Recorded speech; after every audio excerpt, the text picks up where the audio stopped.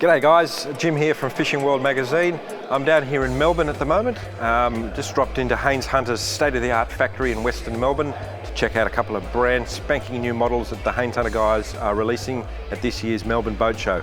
I'm here with Nick from Haines Hunter, and Nick's just going to run us through this one of these new models, the 400 Prowler. So Nick, 400 Prowler, I'm thinking this is a 4-metre boat. Very much so, Jim. It's actually 4 metres long, 1.8 metres wide.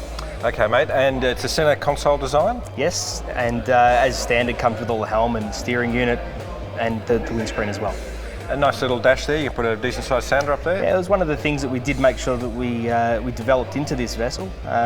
Certainly these days people are heading towards larger electronics. We had to make sure that we could cater for some of the more popular models that are on the market. Yeah, there looks to be quite a bit of deck space here. Presuming you could custom fit a little casting platform up there, put a bow mount electric in? Yeah, we've also thought of things as well, like dicky seats for the front of it. So there's plenty of variations you can create with this particular boat. Yeah. And in terms of outboard, what would you stick on the back here? Oh, look, we'd probably recommend on this something around the 40 horsepower mark. The tiller steer version of this, which we have had in the water for quite some time now, tends to get high 50s with a 30 on it. So I think a 40 is going to be plenty of power for something of this size. And I'm thinking this sort of centre console design, a nice little V at the front there.